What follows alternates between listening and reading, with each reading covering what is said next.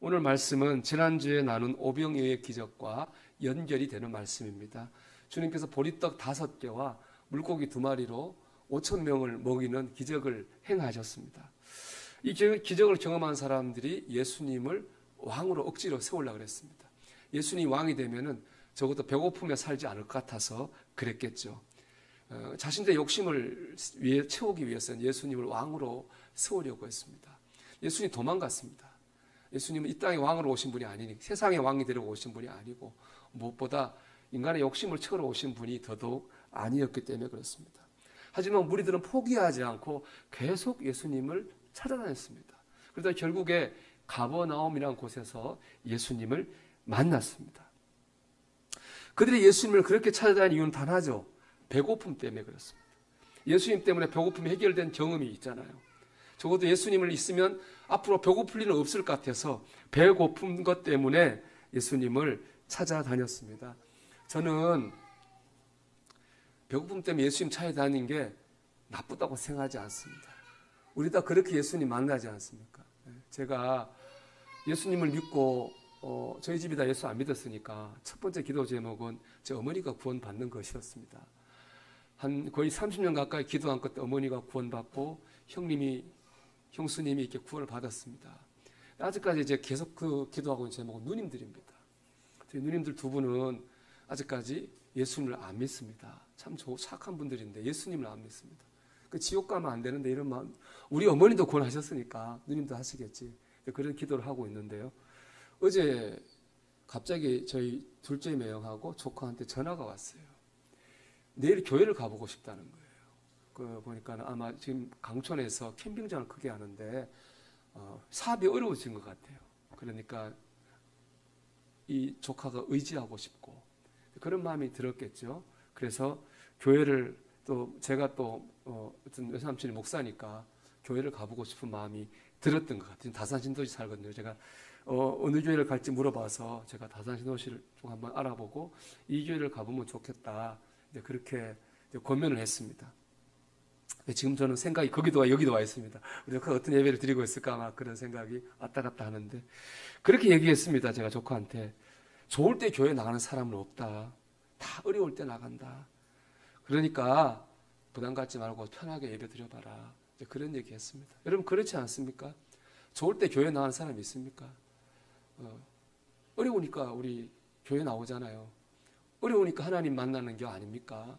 좋을 때 교회 나가 만난 사람 잘 없습니다. 여기 나온 무리들이 그런 사람 아니에요? 배고파서 예수님 쫓아다니는 거 잘못된 거 아닌 거예요. 배고프니까, 몸 아프니까, 마음 아프니까, 가정이 어려운 일이 있으니까, 뭐 힘드니까 예수님 찾고 쫓아다니는 거는 그거는 잘못된 게 전혀 아니라고 저는 생각합니다. 주님도 그렇게 말씀하셨고요. 문제는 뭐냐?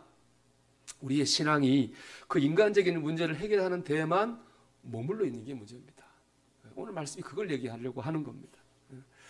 당신을 찾아온 사람들 향해 주님이 이렇게 말씀하셨습니다. 26절입니다.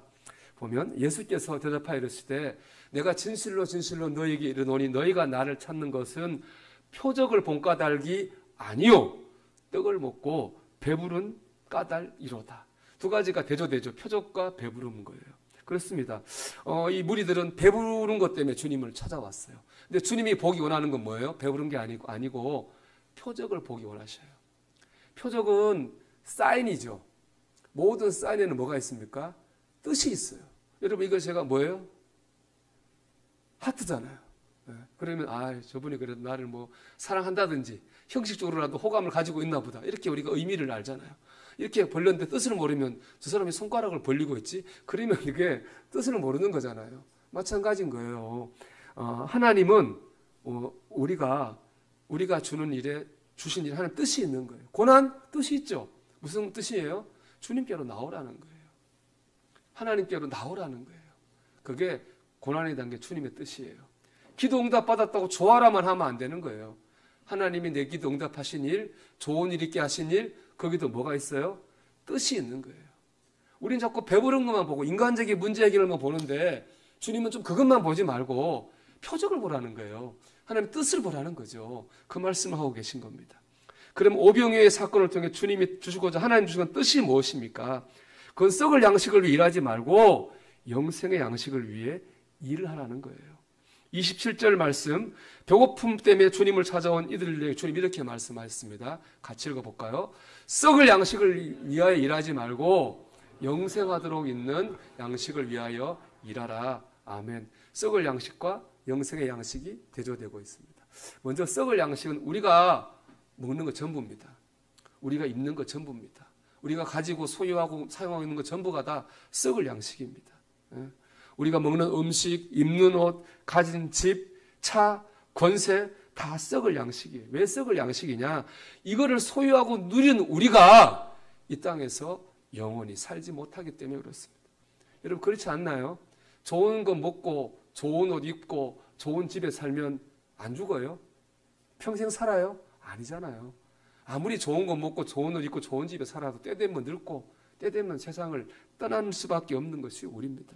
그렇기 때문에 우리가 소유하고 사용하고 누리는 모든 것이 다 썩을 양식일 수밖에 없는 거예요. 그러면 썩을 양식을 위해 일하지 말라고 하셨으니까 우리가 세상 것을 얻기 위해서 아무 일도 하지 말아야 됩니까? 그건 이단이나 하는 얘기죠. 제가 며칠 전에 기독교 방송 CTS에서 설문조사한 거 봤습니다. 거기서 이제 기독교인들을 대상으로 지금 하고 있는 제일 큰 고민이 뭔지 물어봤어요.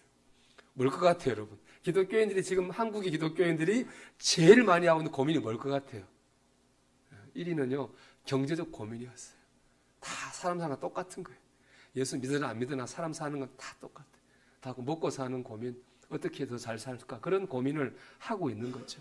근데 오늘 말씀처럼 썩을 양식을 위해 일하지 말라는 말씀을 문자적으로 받아들인다면 그런 고민하는 자체가 잘못된 거잖아요.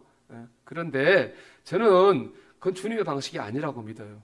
주님은요, 우리가 고민하는 그 문제를 해결하심으로 하나님이 어떤 분인지 우리에게 알게 하시는 분입니다. 우리가 고민하는 육체의 질병, 마음의 괴로움, 경제의 문제, 그 문제를 해결하심으로 하나님 알게 하시는 분입니다. 그게 오병이의 기적이잖아요. 여러분, 오병이의 기적은 마음 편하게 하는 기적이 아니에요. 먹을 게 없었는데 먹을 거 주셨잖아요. 그걸 통해서 주님이 어떤 분인지 알게 하셨잖아요. 여러분, 오병이의 기적이 여러분에게 나타나기를 바랍니다. 하나님의 은혜로 여러분이 고민하고 있는 그 문제가 해결되고 여러분 그것을 통해서 주님이 어떤 분이신지를 체험하기를 축복합니다. 그런데 중요한 것은 뭐냐? 이처럼 경제적인 문제나 인간적인 문제가 중요하지만 거기에만 눌려 살면 안 된다는 거예요. 그것만 바라보고 살면 안 되죠. 왜 그렇습니까? 글자 그대로 썩을 양식이잖아요. 그렇게 그건 썩을 양식일 수밖에 없는 겁니다. 우리는 때가 되면 죽을 것이고 하나님의 심판 앞에 서게 될 것이기 때문입니다. 그러므로 썩을 양식을 일하지 말라고 하는 것은 이 사실을 알고 받아들이라는 거예요. 여러분, 1부 때 이 얘기를 물어보니까 표정이 안 좋던데 여러분 물어볼게요. 여러분, 이렇게 질문해야 돼요. 1부 때 여러분 세상을 언젠가 떠날 걸 받아들이십니까? 표정이 안 좋더라고요. 이렇게 해야 되겠어요. 여러분, 이 땅에서 영원히 살 수 없다고 하는 것을 받아들이십니까? 네, 그렇죠? 네. 여러분 언젠가 세상을 떠날 때 지금 여러분이 가진 것, 가지고 있는 것 중에 하나도 가지고 가지 못한다는 것을 알고 계십니까? 여러분 그 뒤에 하나님의 심판대 앞에 설 거라고 하는 것을 여러분 믿으십니까? 믿으신다면은 이 땅의 것에만 매이지 말고 그날 그때 설 준비를 해야 됩니다. 그게 뭐냐? 바로 영생의 양식을 준비하는 겁니다. 우리는 이 땅에 있는 양식만 위해 살 것이 아니라 영생의 양식을 준비하며 살아야 됩니다. 그러면 영생의 양식을 준비한다고 하는 건 뭡니까? 오늘 말씀 보면 예수님을 믿는 거예요. 예수님 믿는 거예요. 먼저 저는 믿는다는 말을 좀 강조하고 싶어요.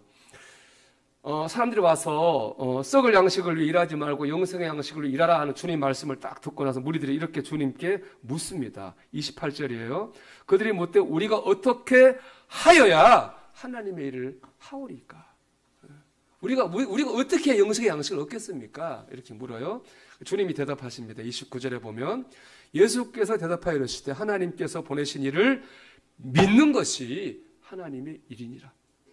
무리들이 던진 질문과 예수님의 대답이 포인트가 다르죠. 무리들이 묻는 질문은 뭡니까? 우리가 영생의 양식을 얻기 위해서 뭘 해야 됩니까? 행동에 대해 얘기하는 거예요. 그들은 그 양식을 얻으려면 뭘 해야 된다고 생각해요. 이건 당연해요. 우리 땅에서 썩을 양식을 위해서 우리는 뭘 해야 되잖아요.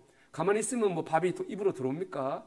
우리가 움직여야 돈을 벌고 밥이 생기잖아요. 우리 그렇게 살아왔기 때문에 영생의 양식 얻는 것도 그렇게 생각하는 거예요. 내가 뭘 움직이고 뭘 해야 얻는 거 아닌가? 그런 생각을 할 수밖에 없는 거예요. 근데 주님은 뭐라고 해요? 그거 아니라는 거예요. 뭐라는 겁니까? 믿으라는 거예요. 그러니까 우리가 영생의 양식을 얻는 방법은 썩을 양식 얻는 방법과 달라요. 우리가 뭘 하는 게 아니라 하나님께서 우리를 위해서 해놓으신 거를 믿어야 돼요. 그게 다른 거예요. 우리가 뭘 하는 게 아니고 하나님이 우리를 해놓으신 걸 믿는 거예요. 폴 티릴러라고 하는 미국 유명한 신학자가 있거든요. 그분이 한 말은 있어요. 유명한 말이 있어요. 믿음은 acceptance, 받아들이는 거라고 했어요. 믿음은 내가 쟁취하는 게 아니라 받아들이는 거예요. 하나님을 받아들이는 거예요. 하나님의 사랑을 받아들이는 거예요. 하나님의 역사하심을 받아들이는 거예요. 하나님의 말씀을 받아들이는 거예요. 요한복음 3장 16절 말씀 같이 읽어보겠습니다. 하나님이 세상을 이처럼 사랑하사 독생자를 주셨으니 이는 그를 믿는 자마다 멸망하지 않고 영생을 얻게 하려 하심이라. 아멘. 제가 우리 어머니 지옥 가면 안 돼 이 생각하는 하나님께서 우리가 멸망하지 않기를 원하셨어요. 그래서 우리를 위해서 독생자 예수를 이 땅에 보내셨어요. 베드로전서 2장 24절 말씀 읽어봅니다. 친히 나무에 달려 그 몸으로 우리 죄를 담당하셨으니 이는 우리로 죄에 대하여 죽고 의에 대하여 살게 하려 하심이라. 그가 채찍에 맞음으로 너희는 나음을 얻었나니. 아멘. 하나님의 뜻을 따라 이 땅에 오신 예수님이 우리 죄값을 지고 십자가에 못 박혀 죽으셨어요. 그래서 우리가 죄사함을 받았습니다. 영생의 양식을 준비한다고 하는 것은 바로 이걸 믿는 겁니다. 하나님의 사랑과 예수님의 십자가 은혜와 구원과 죄 용서를 믿는 거예요. 좀 더 구체적으로 보면 예수님을 믿어야 돼요. 본문 35절 보면 주님이 이렇게 말씀하십니다. 예수께서 이르시되 나는 생명의 떡이니 내게 오는 자는 결코 줄이지 아니할 터이요 나를 믿는 자는 영원히 목마르지 아니하리라. 예수님이 당신을 이렇게 말했어요. 나는 생명의 떡이다. 우리가 밥 먹어야 살잖아요. 근데 우리 영혼이 살려면요 예수님을 먹어야 됩니다. 그럼 예수님 먹는다고 하는 게 뭐냐? 이걸 제일 잘 보여주는 게 성찬식이죠. 성찬식 때 우리가 빵과 포도주를 나눠요. 빵이 의미하는 건 예수님이 몸입니다. 예수님께서 십자가에서 나를 찢기신 몸을 의미하는 거예요. 포도주가 의미하는 예수님의 피예요. 예수님께서 십자가에서 나를 위해 흘리신 피를 의미하는 게 바로 포도주예요. 그 때문에 우리가 성찬식 때 빵과 포도주를 먹는다고 하는 것은 무슨 뜻입니까? 예수님께서 십자가에서 나를 위해 나를 용서하시기에 고난받으신 것을 믿는 거예요. 그 결과 내 죄가 사해졌다고 하는 것을 믿는 것입니다. 주님께서 내 죄를 위해 죽으셔서 내가 죄사함 받고 구원받는 것을 내가 믿습니다.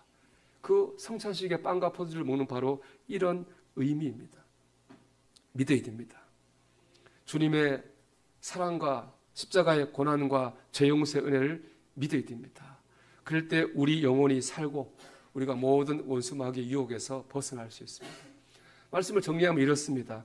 우리의 신앙생활의 시작은 다 인간적인 고민이고 육체적 문제입니다. 본문에서 예수님을 찾아다니는 무리처럼 우리도 그렇게 주님을 찾아왔습니다. 주님께서 그 문제에 대한 답을 주시죠. 하지만 거기에 머무르면 안 됩니다. 거기를 뛰어넘어서 영생의 차원으로 나아가야 됩니다. 영혼도 구원 받아야 됩니다. 이게 바로 오병이어에 담긴 하나님의 뜻입니다. 그리고 이 모든 과정에서 가장 중요한 건 뭐냐? 믿음입니다. 한 자매가 있었습니다. 이 자매는 태어날 때부터 팔다리를 쓰지 못했습니다. 거기다 집이 가난했습니다. 그래서 학교도 가보지 못했어요. 얼마나 자기의 삶에 비참함을 느꼈겠어요. 스스로 목숨을 끊으려고 여러 번 했습니다. 그렇게 고통 가운데 있다가 예수님을 만난 거예요. 예수님 만나서 새 생명 얻었습니다. 아, 이렇게 사는 게 이런 거구나. 삶의 의미를 깨달았고 무엇보다 자신 같은 사람도 뭔가 할 수 있다고 하는 것을 깨달았어요. 그때부터 그래서 이 자매가 뭐였느냐? 주님의 사랑을 노래하는 시를 쓰기 시작했습니다. 그 중에 하나를 소개하면 이런 시가 있습니다. 하나님 아버지, 한 개의 성냥개비가 그어져서 불이 켜지는 그 환함처럼 저로 하여금 주님의 도움으로 연약한 몸 바치어 성냥처럼 불을 밝힐 수만 있다면 내 온몸에 타는 괴로움이 있어도 주님 당신의 말씀을 전하는 빛이 되어 어두운 세상을 밝히는 불이게 하소서. 여기 뒤에는 우리 주 예수 나의 당신이요, 여러분 아는 그런 찬양의 가사이기도 해요. 연약한 내 몸, 성냥을 거기서 불태워서 밝히는 것처럼 연약한 내 몸 주님께 쓰임받기 원해요. 그런 정말 순수한 마음으로 주님을 노래했습니다. 많은 사람에게 예수의 사랑을 전했습니다. 그런데 33살 됐을 때 이 자매에게 놀라운 일이 생겨났습니다. 분명히 사지를 못 썼는데 33살 될 때도 몸이 움직이기 시작하는 거예요. 그리고 완전히 정상이 됐습니다. 놀라운 일이죠. 이제부터는 그 자매를 잘 알고 있는 목사님의 얘기입니다. 그 목사님은 이 자매가 봐왔으니까 나았다는 얘기 듣고 얼마나 감격했겠습니까? 그 소문을 듣고 한 달 뒤에 그 자매를 만났는데요, 너무너무 실망을 했습니다. 왜 몸이 나한테 실망을 했느냐? 그 자매의 표정이 너무 어둡더라는 거예요. 그전에 몸을 쓰지 못 오히려 밝고 아름답고 환했는데 기적적으로 몸이 나은 다음에 오히려 얼굴이 어두워졌더라는 거예요. 왜냐하면 나은 다음에 이 자매 속에 아쉬움과 걱정이 이 자매를 누르고 있는 거예요. 무슨 아쉬움이냐? 주님은 빨리 고쳤으면 좋았을 텐데 내가 33살 나이가 돼서 옛날 기준이니까 결혼하기도 그렇고 내가 배운 것도 없고 가진 것도 앞으로 어떻게 살아야 되지? 그런 걱정을 하는 거예요. 좀 빨리 고쳐주시. 앞으로 어떻게 살지? 그런 아쉬움과 걱정에 눌려 있어서 그 밝던 얼굴이 오히려 더 어두워졌다는 거예요. 사람의 욕심이 참 끝이 없죠. 그리고 제가 이런 생각을 했어요. 참 답답한 게 사지를 쓰지 못할 때도 붙잡아 주신 게 주님입니다. 몸이 낫는 놀라운 기적을 행하신 것도 주님이십니다. 주님이 그녀를 지켜주시고 책임지셨습니다. 그러면 나이가 33살이든 43살이든 주님께서 그의 삶을 책임져 주시지 않겠습니까? 그거를 못 믿는 거예요. 오히려 아플 때는 믿었는데 주님에 대한 믿음을 잃어버리니까 형편 훨씬 나아졌는데 오히려 삶은 불행해졌습니다. 여러분 믿어야 됩니다. 하나님을 믿고 하나님의 사랑을 믿어야 됩니다. 하나님의 부드러우심을 믿어야 됩니다. 그래야 이 땅에서도 저 하늘에서도 하나님의 은혜를 덧입을 수 있습니다. 사실은 제가 우리 조카한테 바라는 건 이겁니다. 하나님 기도하는 게 하나님 지금 어려움을 당하고 있으니까 하나님 그 사업의 어려움을 해결해 주시고 하나님 그 영혼을 구원해 주세요. 바라고 있는 마음, 여러분에게 제가 바라는 마음도 이 마음입니다. 하나님께서 여러분의 삶의 문제를 해결해 주시고 더 나아가 여러분의 영혼이 구원받기를 소망합니다. 여러분 이것을 보기를 원합니다.